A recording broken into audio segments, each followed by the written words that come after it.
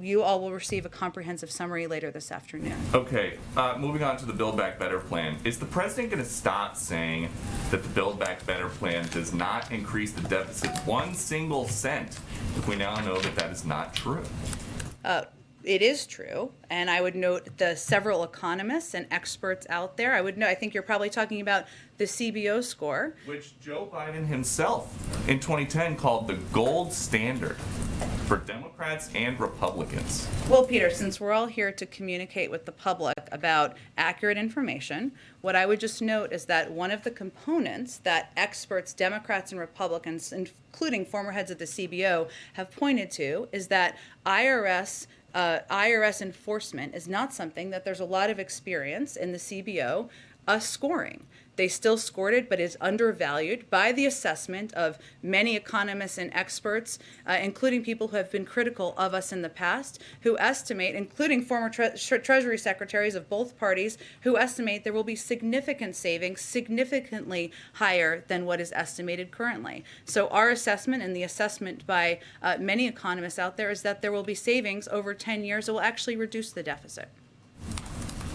The CBO's projection is that it's going to, there's going to be at least a $160 billion increase to the deficit over 10 years. That is 16 trillion cents. So the president was not telling the truth.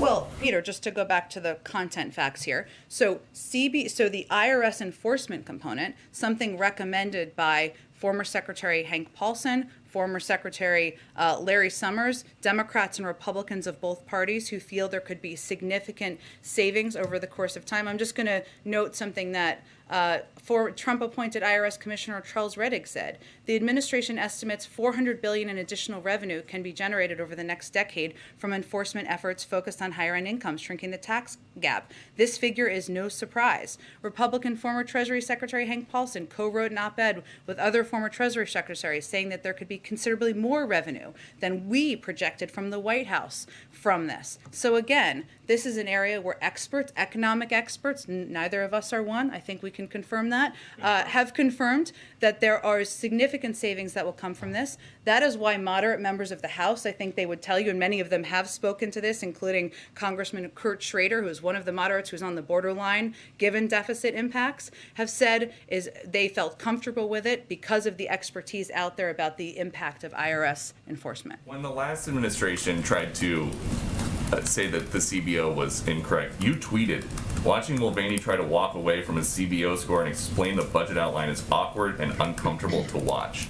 So what is the difference between the Trump administration saying don't listen to the CBO and the Biden administration saying don't listen to the CBO? Actually, we've praised the overall work of the CBO on the Build Back Better Act repeatedly, and that's what we believe. But again, I would point to the fact that there isn't a great deal of history or experience in scoring IRS enforcement. That's something that economists across the board have noted. That's something that leaders on the Hill, Democrats and Republicans, have been briefed on for several months now, and that's why it wasn't really a surprise to them and why the vote in part moved forward. Go ahead, Chris.